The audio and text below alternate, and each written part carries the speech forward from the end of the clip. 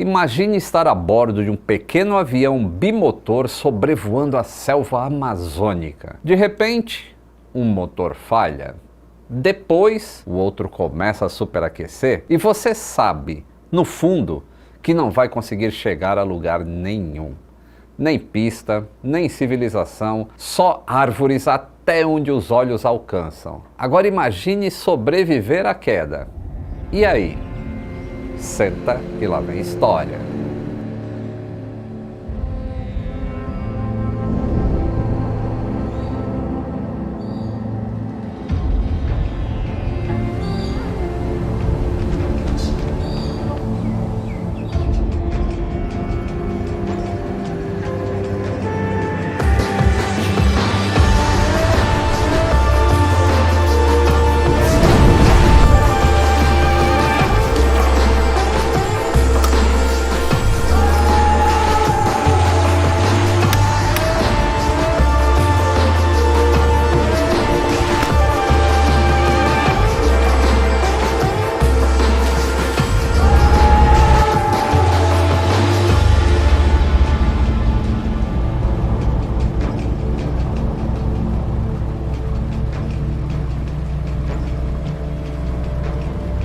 Era uma quarta-feira abafada, típica do início do ano na região norte do Brasil. Os relógios marcavam cerca de 11 horas e 45 da manhã no dia 4 de janeiro de 1989, quando o pequeno Highlander BN-2A, de prefixo Papatango India Mike India, decolava do aeroporto de Santarém com destino direto a Boa Vista, em Roraima. A bordo estavam 5 pessoas: o comandante Francisco Vasconcelos de Oliveira, outro piloto chamado Hugo da Costa Marroquim e 3 garimpeiros: Elisfran Rego Coelho, Félix Rego Coelho e Raimundo Nonato da Silva. Todos eram caronas, amigos ou conhecidos do comandante, pegando uma caroninha até o norte. O plano de voo previa 4 horas de travessia do rumo 320 graus, cortando o coração da floresta amazônica. O tempo não estava dos piores, mas uma camada de nuvens forçava o voo a se manter mais baixo logo no início, apenas 1.500 pés, que daí cerca de 450 metros, até que a aeronave conseguisse subir acima das formações e aí alcançar o nível visual de cruzeiro, que era cerca de 4.500 pés, que daí 1.370 metros. Este voo, no entanto, estava longe de ser apenas mais uma travessia tranquila pelos céus da Amazônia. E o Brasil vivia um momento decisivo e conturbado nessa época, viu? O presidente da República era José Sarney, que enfrentava os últimos meses do seu mandato. E a economia estava em frangalhos, com hiperinflação batendo 1000% ao ano, corroendo salários e minando a confiança da população. Eu peguei essa época, já trabalhava na Varig. Nas paradas de sucesso, 2 hits dividiam espaço no rádio: Faz Parte do Meu Show, de Cazuza, Faz parte do meu show, e Smooth Criminal, de Michael Jackson. Esses dominavam as rádios FM. Era um país à beira da transformação. As eleições presidenciais diretas, que seriam as primeiras desde o golpe militar de 1964, estavam marcadas para o fim daquele ano. Mas ali, acima da floresta, nada disso importava, porque o que estava em jogo era a vida deles. O comandante Francisco Vasconcelos era um cearense de 35 anos. Era um piloto experiente, com 15 anos de carreira e 11 deles dedicados aos voos na Amazônia, operando para a FUNAI. Ele conhecia como poucos o comportamento da selva, das correntes de vento, dos rios, das trilhas invisíveis cortando verde sem fim. E talvez tenha sido exatamente essa familiaridade com o ambiente que ele iria precisar para salvar a sua vida e a de seus 4 acompanhantes. E qual que era o avião que eles estavam voando? Era o BN-2A Highlander. Era um avião britânico robusto, de asa alta, bimotor a pistão, projetado para operações curtas em pistas de terra ou grama. Era capaz de transportar até 10 pessoas. A aeronave era considerada confiável, ainda que não exatamente moderna. O modelo do Papatango India Mike India já somava 5.000 horas de voo na época do acidente. Ele não era novinho em folha, mas era um verdadeiro jipe aéreo. Até que a natureza decidiu colocar tudo à prova. Cerca de 1 hora e 47 minutos depois da decolagem, ainda em rota para Boa Vista, o motor direito parou abruptamente. O comandante não hesitou, virou o avião para o sul, proa 180, tentando retornar para Cachoeira Porteira. Era o ponto de referência mais próximo que ele tinha. O combustível ainda era razoável, cerca de 500 litros, mas a carga total da aeronave, incluindo passageiros e bagagens, chegava a 350 quilos. Durante essa tentativa de retorno, eles viram logo abaixo uma antiga pista de pouso abandonada, mas estava cercado por uma floresta densa. Com o Highlander voando ali bem e sem chance de alcançar essa pista abandonada com segurança, eles decidiram manter o voo em monomotor. Tentaram contato com o centro Manaus pela frequência 126.3. Sem sucesso. Daí tentaram religar aquele motor direito 2 vezes. Também não funcionou. Então, embandeiraram a hélice. Até aí, tudo sob controle. Mas 10 minutinhos depois, o motor esquerdo começou a superaquecer. A temperatura do cilindro subindo, a pressão do óleo caindo e a tração indo embora. O Highlander entrou em descida. Estavam sobrevoando uma das regiões mais remotas e inóspitas do planeta, com árvores de até 60 metros de altura. O comandante tomou a decisão. Faria um pouso forçado sobre as copas das árvores. Com o manche firme nas mãos, reduziu a velocidade para 50 nós, que é cerca de 92 km por hora. Era a menor possível para manter o controle. E a aeronave tocou a cauda 2 vezes nas copas mais altas, e em seguida a asa direita acertou uma árvore. A fuselagem mergulhou em ângulo, o nariz bateu de frente e o avião parou inclinado a 45 graus, preso entre os galhos e o tronco de uma árvore grande, que sustentou parte do impacto. Milagrosamente, todo mundo sobreviveu. O comandante Francisco foi o primeiro a sair da aeronave. Ele desligou o sistema elétrico no painel, a bateria, abriu a porta e ajudou os outros passageiros. E o grupo se afastou da fuselagem porque eles estavam temendo ali um incêndio, uma explosão. E aí, sabe como é? A sorte está lançada. E a aeronave começou a vazar todo o combustível, mas não pegou fogo. Depois de 20 minutos, voltaram para dentro do avião e improvisaram um abrigo. Tiraram os assentos, arrumaram espaço embaixo da fuselagem e se deitaram ali mesmo, todos envoltos em redes de dormir.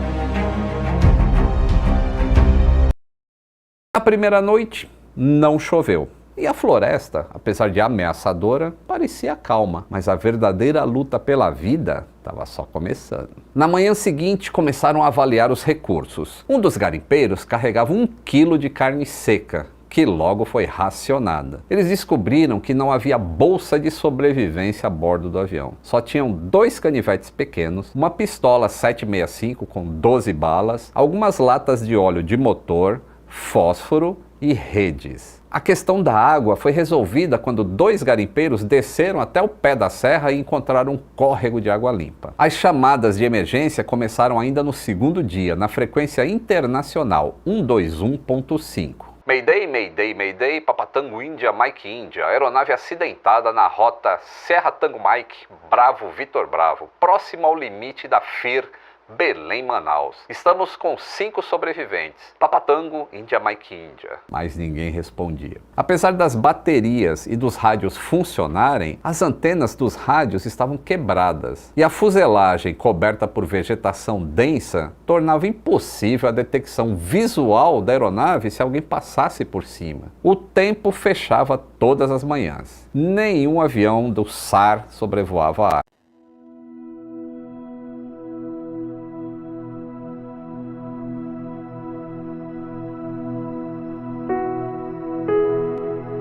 No 6º dia depois da queda, eles finalmente entenderam. Ninguém ia encontrar.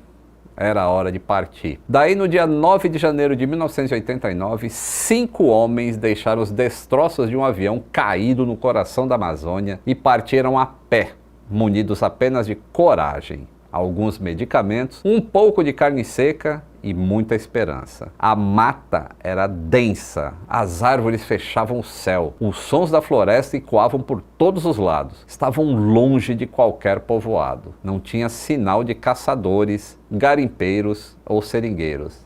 Era só eles e a selva. A bússola da aeronave, que eles arrancaram, e um mapa amassado, guiaram os primeiros passos. O comandante Francisco estimava que, em linha reta, eles estivessem a 120 quilômetros de Cachoeira Porteira. Mas, com curvas de rios, serras e obstáculos, a caminhada seria de pelo menos 200 quilômetros. Planejaram tudo com o cuidado de quem já conhecia o perigo. E marcaram a proa entre 160 graus e 200 graus. Daí prepararam lamparinas com óleo W100, que esse óleo estava no avião, e fiapos de tecido. Levaram palitos de fósforo e medicamentos. Também levedura de cerveja, óleo de alho, antibióticos e antissépticos improvisados. Eles sequer sabiam se o caminho que eles iam fazer era viável, mas eles sabiam que se ficassem ali, eles morreriam. A jornada começou sem comida. Eles dormiam sobre plásticos no chão molhado, protegidos apenas por palhas de bananeira selvagem, com mosquitos e carrapatos fazendo a ronda noturna. No 2º dia, depois que tinham abandonado o avião, encontraram um cacho de tucum.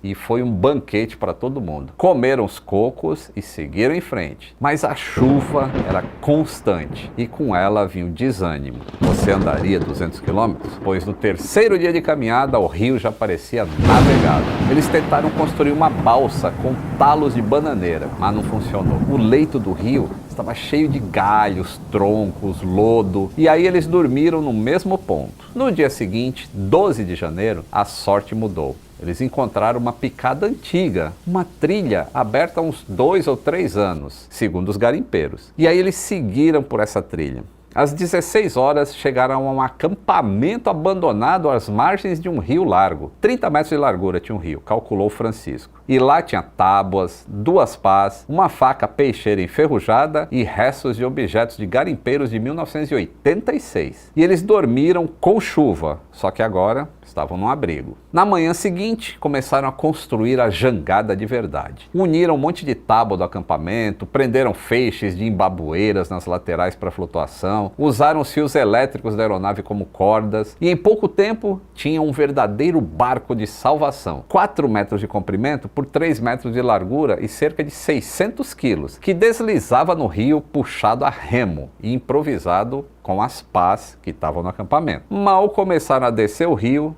e uma onça apareceu, imensa. E aí a onça ficou caminhando ali paralela à margem, observando em silêncio, como que diz, opa, vou ter comida hoje. E durante horas ela seguiu enquanto eles tentavam descer pelo rio. E de longe, mas estava ali. Por sorte, ela nunca atacou. Mas o medo deles começou a aumentar. No dia seguinte, uma nova dificuldade, corredeiras. E eles pararam para avaliar se dava para seguir o rio dessa maneira e decidiram seguir assim mesmo. Mas a jangada bateu violentamente numa pedra e se partiu. O marroquim, que era o copiloto, foi levado pela correnteza. E o grupo pensou, já era, perdemos ele. Mas, depois de nadarem até uma ilha, acabaram encontrando o marroquim 300 metros rio abaixo, com arranhões e muito cansado, mas estava vivo. E aí passaram a noite ao relento, cansados e embaixo de mais chuva.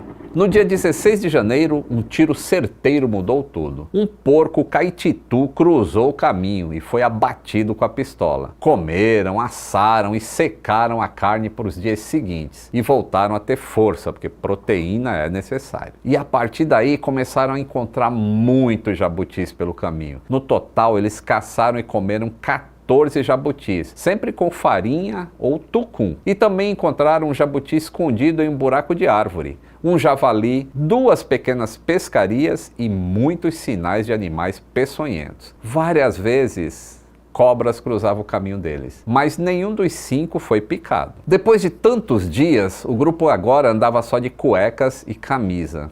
Eles haviam jogado fora tudo o que não podiam carregar. E o combustível mental era a esperança de que o caminho acabaria em algum lugar. Em 27 de janeiro, Raimundo Nonato, que era o mais velho do grupo, ele tinha 49 anos, ele não aguentava mais andar. Já fazia 23 dias que eles estavam andando pela floresta. E ele acabou ficando para trás e prometeu que esperar o resgate quando eles encontrassem alguém. E os outros seguiram e disseram: a gente vai voltar com ajuda, não sai daqui desse acampamento abandonado que a gente encontrou. E o grupo seguiu e encontrou uma cachoeira e depois um novo acampamento abandonado. E passaram a seguir os sinais que tinham lá: sacos plásticos, pratos, lenha cortada. E no dia 1º de fevereiro ouviram pela primeira vez um barulho distante de motores. Eles sabiam que estavam perto de algum lugar, mas ainda tinham muito chão pela frente.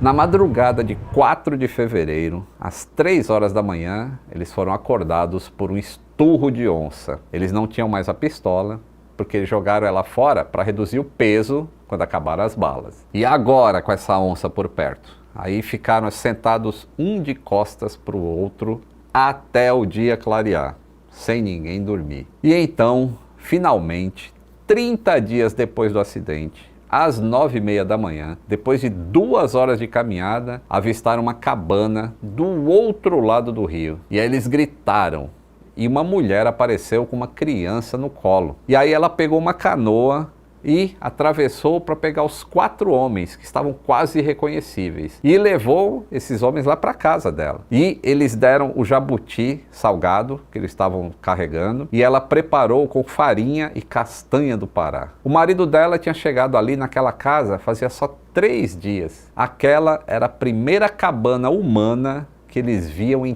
30 dias andando pela selva. E aí no mesmo dia foram levados à Cachoeira Porteira. E lá fizeram contato com o engenheiro Rubens, da empresa Engerrio, que enviou uma voadeira, que é um barco rápido, né, com hélice, para resgatar o Raimundo Nonato, o garimpeiro que tinha sido deixado para trás. E ele foi encontrado fraco e tinha se alimentado apenas de capim nos últimos 4 dias. Ufa, mas todos sobreviveram. E quando Francisco Vasconcelos, o Marroquim, o Elisfran, o Félix e o Raimundo voltaram à civilização, ninguém acreditava no que estava ouvindo. A aeronave, o India Mike India, ainda era dado como desaparecida. E os jornais tinham deixado até de noticiar o sumiço. As buscas tinham sido interrompidas já. E mesmo depois que eles encontraram os passageiros, o avião até hoje não foi localizado. A mata engoliu a sua carcaça de alumínio sem deixar vestígios visíveis do alto. E o comandante Francisco Vasconcelos relatou tudo em detalhes, dias depois, ao Departamento de Aviação Civil e ao jornal O Liberal. A fala dele emocionou não pela tragédia que foi evitada, mas pela clareza, calma e liderança que ele demonstrou em todas as etapas dessa sobrevivência na selva.